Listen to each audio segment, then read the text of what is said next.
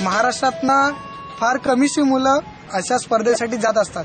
त्याला कारण एकच आहे की आपल्याकडे सराव त्याचे प्रशिक्षण कमी लोक देत असल्यामुळे आपल्याला अशा स्पर्धेमध्ये आपली मुलं जाऊ शकत नाहीत. पण आता का होईनात मुलं तिकडे वळलेली आहेत आणि असेच इव्हेंट घेत असतात. तर त्यातनं साऊथ एशियन दुसरी अशी स्पर्धा आहे जी ऑलिम्पिक गेममध्ये खेळली जाते. त्या स्पर्धेसाठी 12 राज्यांसह महाराष्ट्र राज्यातनं पार्थ आंबुर्ले याचा आपण महाराष्ट्रातनं सहभाग नोंदवला होता.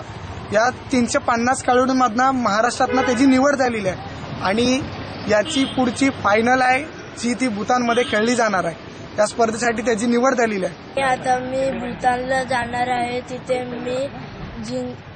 तिथे मी स्केटिंग करणार आहे. तिथे स्पर्धा आहे तर मी तिथे जिंकून येईल आणि याच्याहून पुढे ऑलिम्पिक स्पर्धा आहे तिथे मला जायचंय. Musical chairs federation of India हे स्कूल गेम फेडरेशनला जॉईंड आहे आता, जे SGFI म्हणतो आपण, school game federation of India.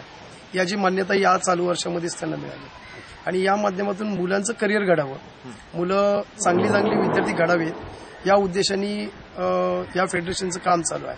सगळ्या दृष्टीने विचार केला तर आपण असं त्याच्यावरून निष्कर्ष काढू शकतो की केवळ अभ्यासातच भरारी घेऊन माणूस मोठा होतो असं नाहीये, तर करिअर प्रत्येकाच्या आवडीनुसार सिलेक्ट करावं असं मला वाटते.